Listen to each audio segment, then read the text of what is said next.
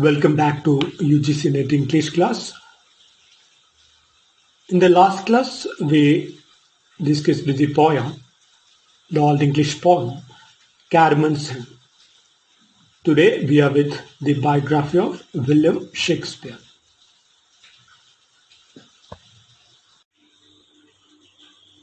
William Shakespeare was born on 23rd April 1564 and he passed away on 23rd April 1616. He was baptized on 26th April and it is supposed that he was actually born on April 23rd.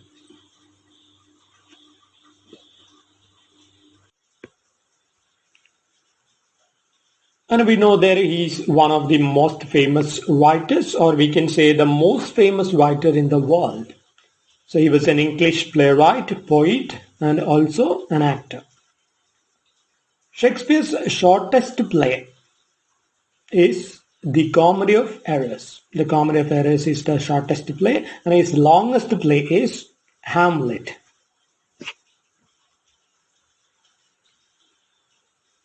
He was an Elizabethan and Jacobean writer. Most of his plays, most famous works, appeared after Elizabeth died.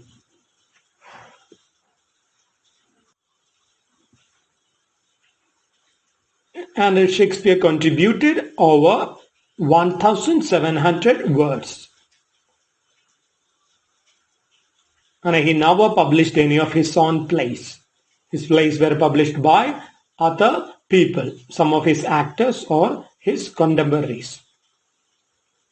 And Shakespeare is often called England's national poet. And he is also called the Bard of Avon. Avon is the name of a river. The Bard of Avon means the poet of Avon River.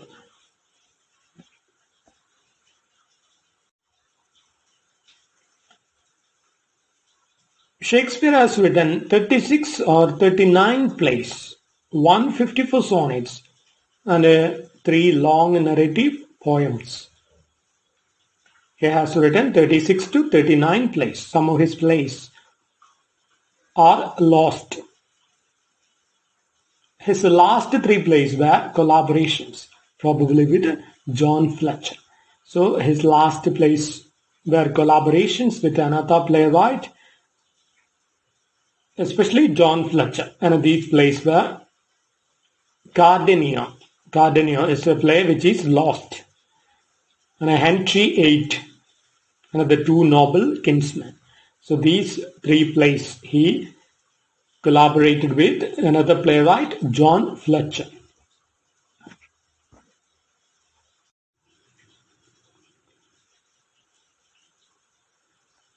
Nicholas Rowe was the first official biographer of Shakespeare. Remember this point? Nicholas Rowe is the first official biographer of Shakespeare. Shakespeare was born and raised in Stratford-upon-Avon, Warwickshire, England.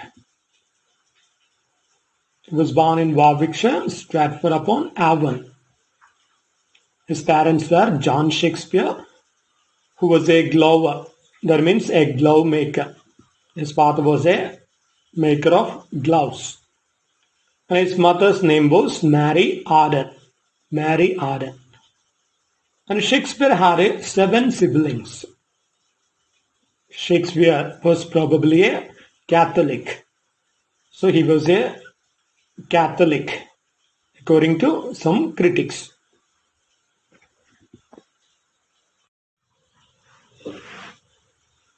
Shakespeare spent his life between 2 main places, London and Stratford. Shakespeare's Stratford home was called New Place. His Stratford home was called New Place. And he was educated at the King's New School in Stratford. He attended the King's New School in Stratford. And Shakespeare never attended university. Unlike his other contemporaries like Christopher Marlowe, Shakespeare never had attended university. And he might have worked as a schoolmaster or lawyer or glover with his father. His father was a glove maker, so he probably might have worked also with his father, or he might have worked as a schoolmaster or as a lawyer.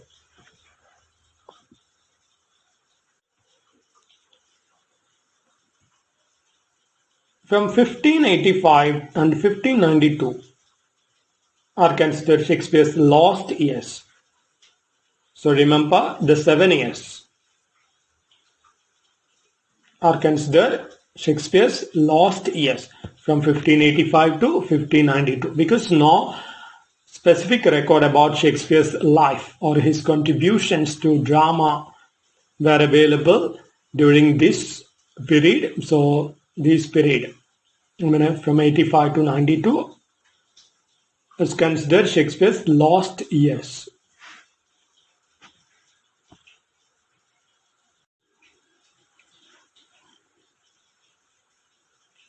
At the age of 18, he married Anne Hathaway, with whom he had 3 children, Susanna and twins, Hamnet and Judith. So first a girl child, Susanna, and then twins, his boy child Hamnet and another girl child, Judith. Susanna had married a physician, John Hall. When Susanna became of marriageable age, she married John Hall. And Judith, and his second daughter, married Thomas Twinney. And his son Hamnet died at the age of 11. His only son Hamnet died at the age of 11.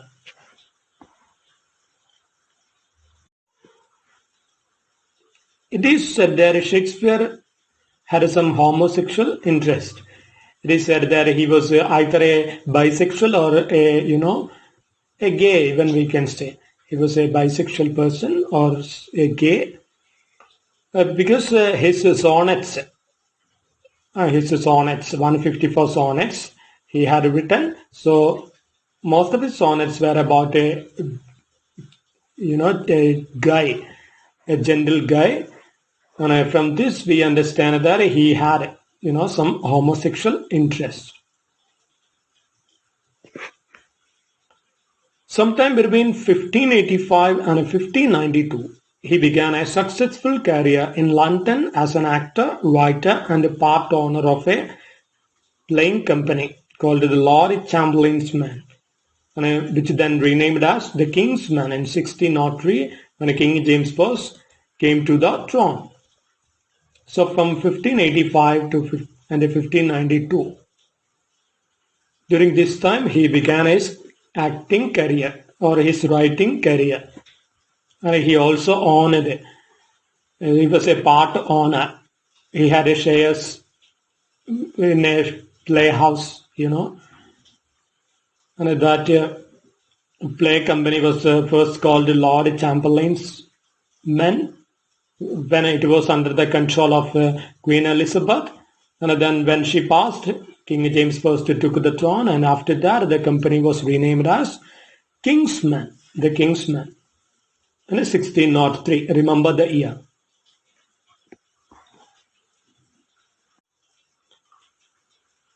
Some of the famous actors in Shakespeare's play company include the famous persons like Richard Burbage, William Kemp, Henry Quintal, and John Hemingis.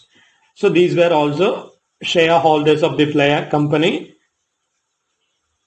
So remember the names: Richard Burbage, William Kemp, Henry Quintal, and John Hemingis. The first recorded works of Shakespeare are his first plays, Richard III and the 3 parts of Henry VI. That means Henry VI part first, part second, and part 3.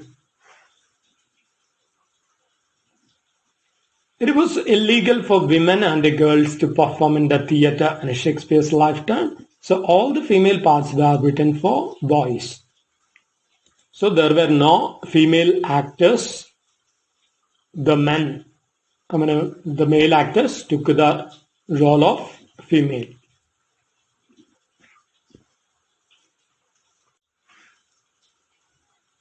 And for his works, Shakespeare took inspiration from his own life and from also the works, famous works of other writers as well. So these include historical works and some literary works as well, like the historical work of Raphael Holinshed, his Chronicle of England, Scotland, and Ireland. Then Thomas Kidd, Christopher Marlowe, Robert Greene, Geoffrey Chaucer, etc.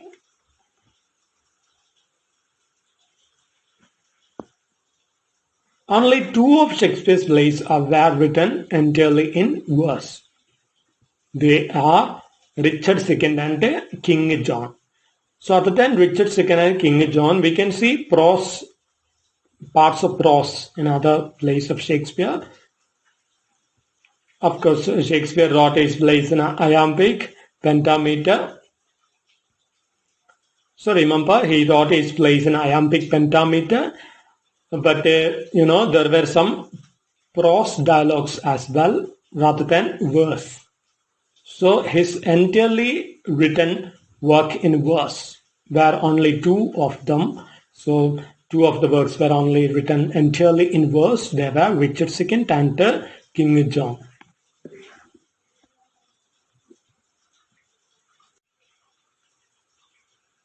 Most of his plays were written in iambic pentameter. And the longest word in Shakespeare's plays is from the play Love's Labour's Lost. Another word is honorificabilitudinitatibus. Honorificabilitudinitatibus means with honorableness, with honor. So with honor is the word, the meaning of the word honorificabilitudinitatibus. And this word is spoken by the character from Love's Labour's Lost. The character is Costed. So the comic character, Costed, speaks the word honorificabilitudinitatibus from Love's Labour's Lost.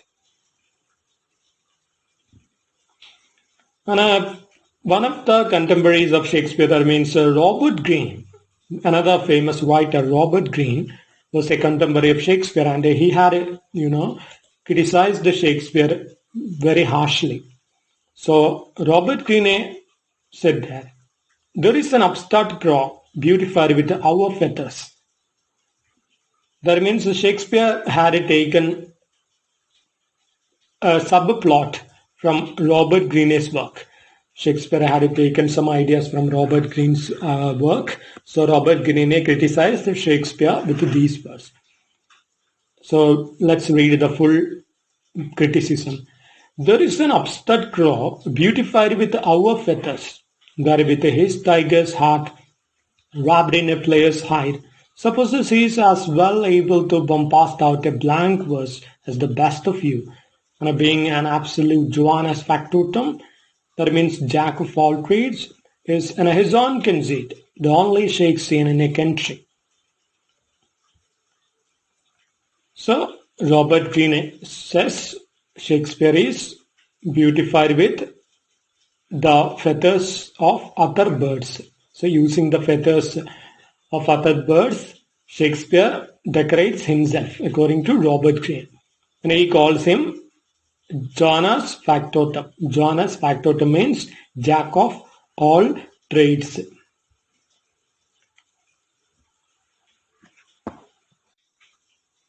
In 1599, with his contemporaries, Shakespeare built a theatre on the south bank of the River Thames, which they named the Globe Theatre, built in 1599. You should remember the date. And in 1608, the partnership also took over the Blackspear Indoor Theatre.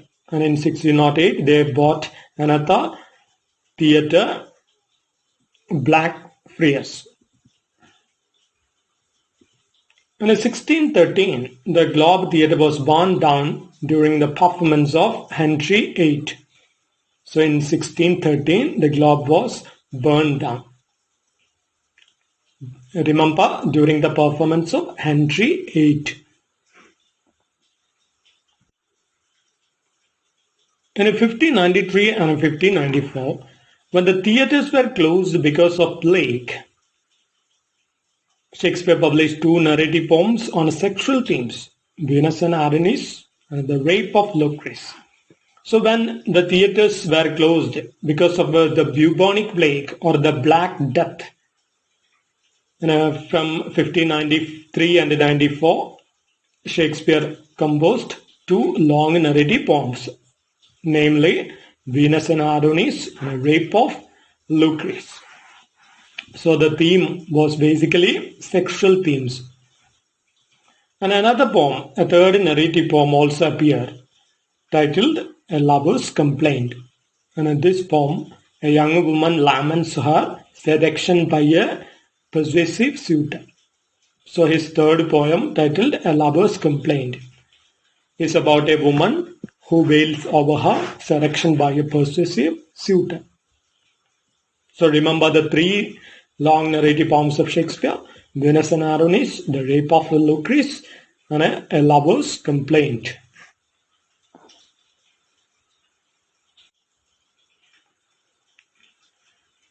And published in 1609, the sonnets were the last of Shakespeare's non-dramatic works to be printed. So Shakespeare's non-dramatic work, for example, his poems and his sonnets. So sonnets were the last of his non-dramatic works to be printed. We will discuss about his sonnets, his plays and all. So we won't, go to the details of these works and sonnets and all. But we will do it in the coming classes. Now look at the next point. At age 49, that means when he was around the year 1613, he appears to have retired to Stratford, where he died 3 years later. So when he was 49, that means in 1613, he retired to his birthplace. And he died 3 years later. That means in 1616. So he died at the age of 52 years old. And he was buried in the chapel of the Holy Trinity Church. The chancel of the Holy Trinity Church. And his epitaph, you have to remember his epitaph.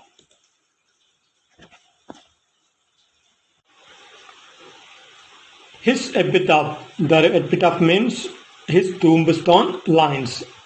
So these lines written on from the chapel of Holy Trinity Church. So these lines we can read. Remember, good friend, for Jesus' sake forbear to dig the dust enclosure. Blessed be the man that spares these stones, and cursed be he that removes my bonds.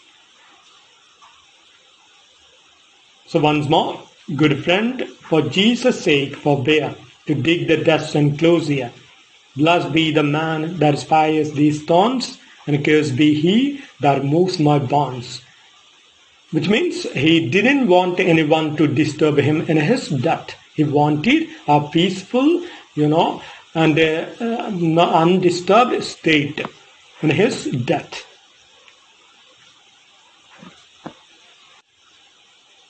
So because of this epitaph, it is said that for so many years people never used to visit the area of his tomb. And in 1740, Shakespeare was honored with a monument in a Poet's Corner. So in the Poet's Corner, that means the place where so many famous people, especially writers, tombs or writers were buried. So that place is called the Poet's Corner. So in 1740, Shakespeare got a place there and he was honored with a monument in Poets' Corner. There was another epitaph for him in the Poets' Corner. So that epitaph was from his own play, the line from his play, The Tempest.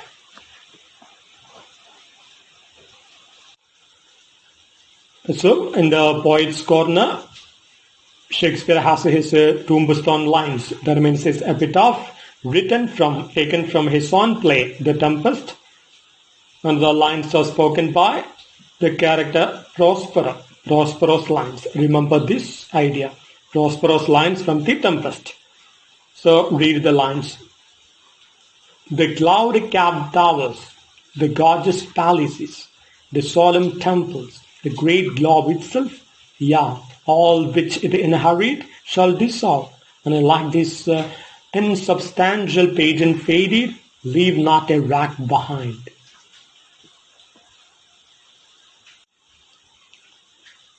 Read once more the line spoken by the character Prospero from The Tempest. The cloud capped the towers, the gorgeous palaces, the solemn temples, the great globe itself, yeah, all which it inherit shall dissolve. And like this insubstantial pageant faded, leave not a wreck behind. From The Tempest, spoken by the character Prospero.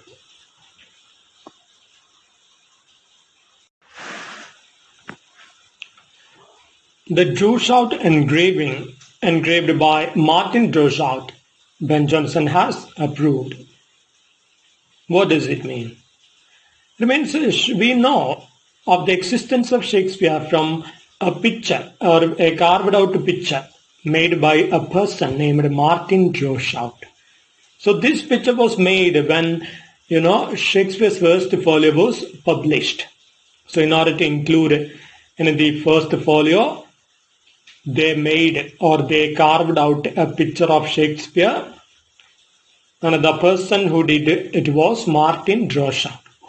Martin Droeshout created a painting, or what we can say, a carved out picture of Shakespeare. And this was included in his Shakespeare's first folio that came out in 1623.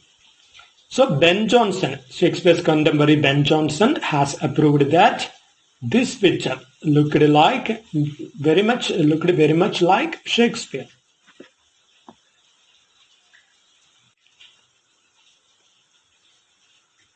So Ben Jonson, through Ben Jonson's judgment, we understand that Shakespeare was really looking like the one who is marked in the Droeshout engraving created by Martin Droeshout in order to include it with his Shakespeare's first folio volume, published in 1623.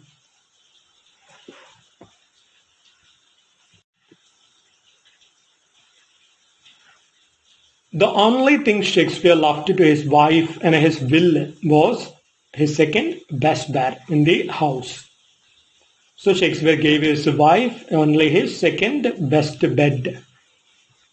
And most of his properties were passed to his elder daughter Susanna. So he gave most of his property to his daughter Susanna, and he gave his wife only his second best bed. Shakespeare produced most of his non-works between 1589 and 1613. So most of its non-works were produced between 1589 and 1613.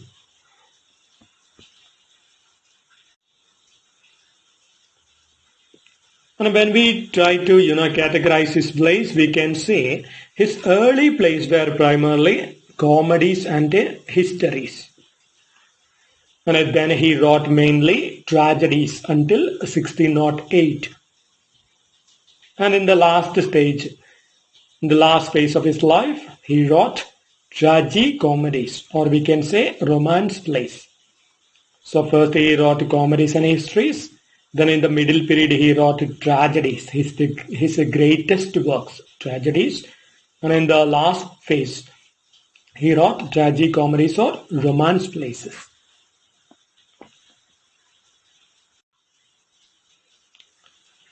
Some of Shakespeare's plays were published in quarto editions beginning in 1594 and by 1598. So, in two forms, his plays were published in a quarto format and also in folio format.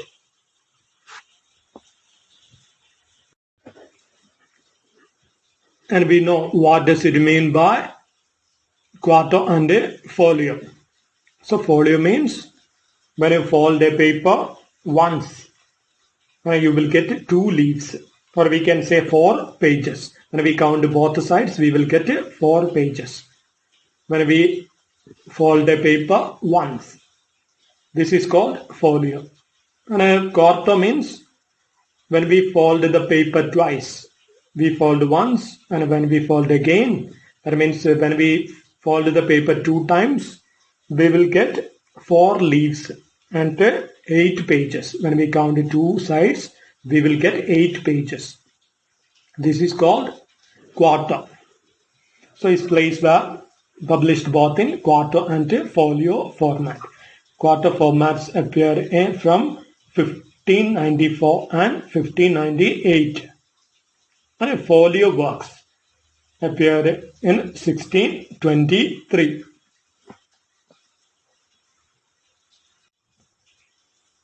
So remember, in 1623, 2 fellow actors and friends of Shakespeare, namely John Eminches and Henry Condell, published the first folio.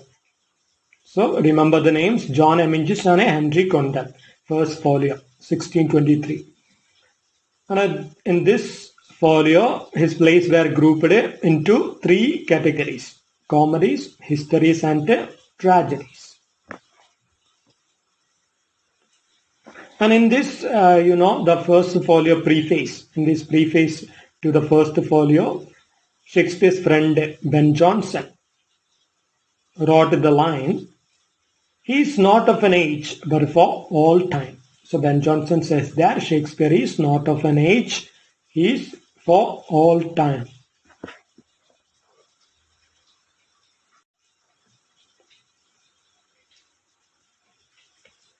And Shakespeare acted in Ben Jonson's works, especially in Every Man in His Humour and Sejanus His Fall.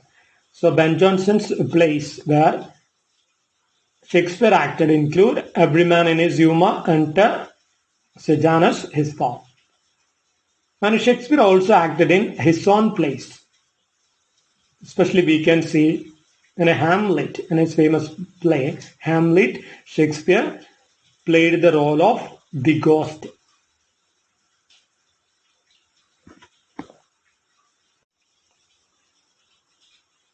Ben Jonson praised Shakespeare through another sentence, another verse, He called him the soul of the age, the plus, the light, the wonder of our stage. So this, sentence also from Ben Jonson in praise of Shakespeare. Soul of the age, the plus, the delight, the wonder of our stage. And some of the moons of Uranus, the Uranus moons are named after Shakespeare's characters.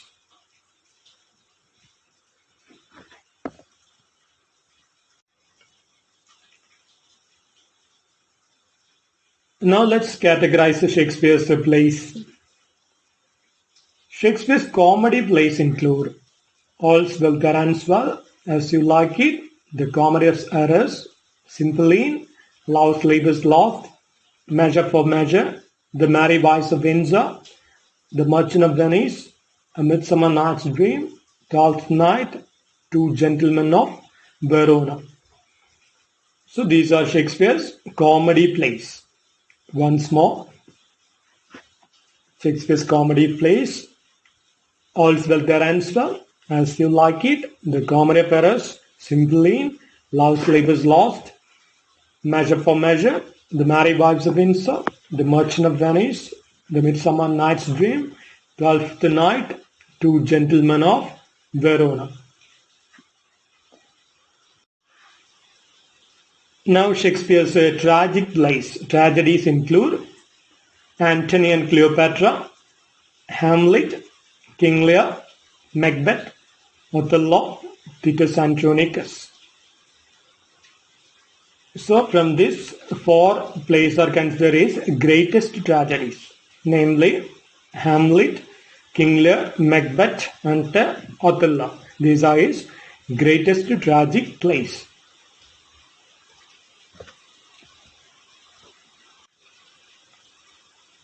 Now when we talk about Shakespeare's history plays, 10 plays are considered as history plays that cover English history from the 12th to the 16th centuries and from particularly 1399 to 1485 period. So there are other plays as well. He has written about historical events and personalities, but they were not about English country or English kings. So the works that are about English country or English rulers, these works are only considered as his history plays. So 10 plays are there, especially from 12th to the 16th centuries. This history covers 12th to the 16th century English history. Especially we can say from 1399 to 1485 periods.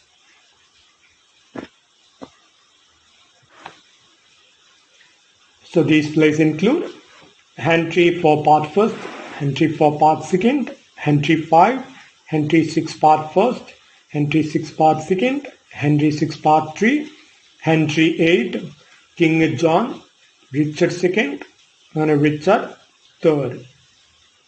So once more, Henry IV Part 1st, Henry IV Part 2nd, Henry V, Henry VI Part 1st, Henry VI Part 2nd, Henry VI Part 3, Henry VIII, King John, Richard II, and Richard III.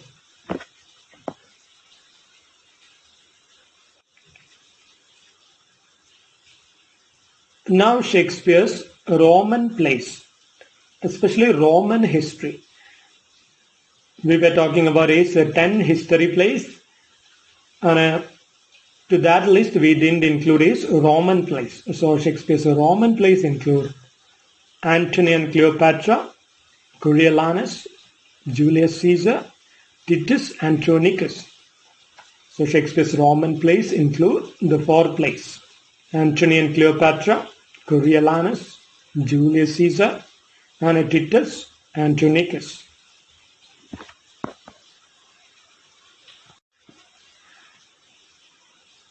Now Shakespeare's romance plays, or also we can say tragicomedies, includes. So when we talk about romance, we can see these plays were neither a comedy nor a tragedy, but including the elements of comedy and tragedy. That's why we call these as tragicomedies. So these plays include Pericles, Cymbeline, The Winter's Tale, The Tempest, The Merchant of Venice. So once more, tragicomedies or romance plays include Pericles, Cymbeline, The Winter's Tale, The Tempest, The Merchant of Venice.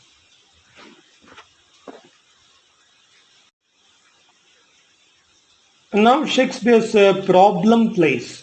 Problem plays include All's Well That Ends Well, Measure for Measure, Troilus and Cressida, The Winter's Tale. So Shakespeare's problem plays include All's Well That Ends Well, Measure for Measure, Troilus and Cressida, The Winter's Tale.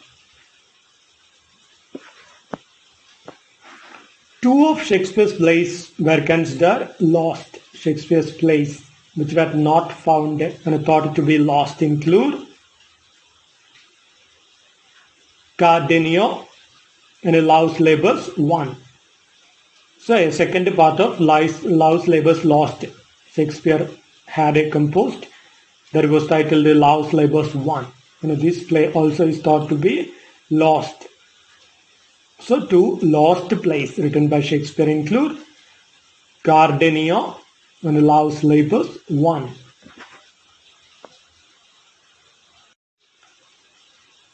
Now let's examine some of the famous writers' comments or writers' judgment about Shakespeare as a writer.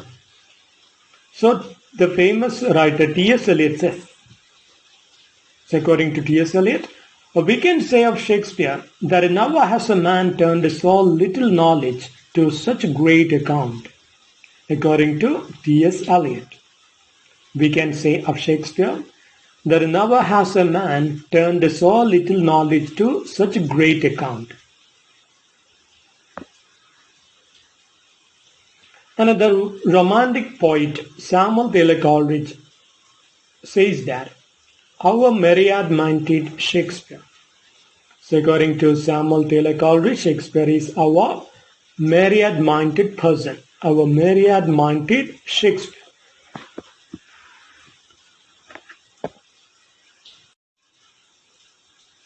And Ben Jonson again calls Shakespeare as the sweet son of Avon.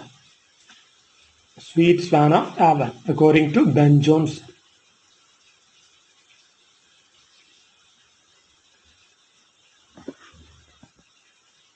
And Ben Jonson again says that a kibble is to Shakespeare what luminous vapors are to the traveller. He follows it at all adventures. It is sure to lead him out of his way and sure to engulf him in the mire. So again, Ben Jonson, through another quotation, Ben Jonson says that a kibble is to Shakespeare what luminous vapors are to the traveller. He follows it at all adventures.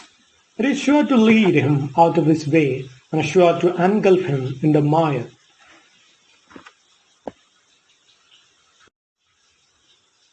And the famous essayist William Hazlitt says, if we wish to know the force of human genius, we should read Shakespeare. If we wish to see the insignificance of human learning, we may study his commentators. So according to William Hazlitt, if we wish to know the force of human genius, we should read Shakespeare. If we wish to see the insignificance of human learning, we may study his commentators.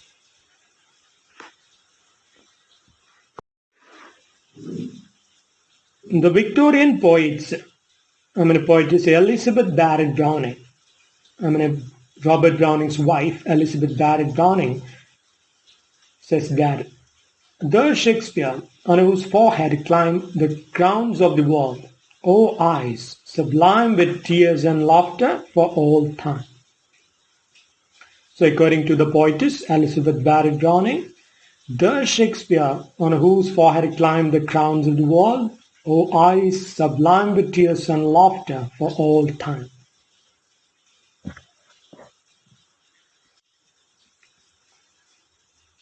John Dryden, the famous critic John Dryden, says that Shakespeare was the man who, of all modern and perhaps ancient poets, had the largest and most comprehensive soul.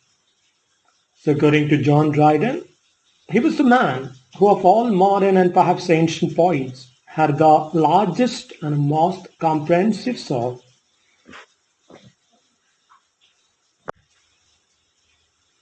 With this, we can finish our lecture for today. In the next class, we will discuss one of the famous poems written by Geoffrey Chaucer. That is the Book of the Duchess. The Book of the Duchess written by Geoffrey Chaucer.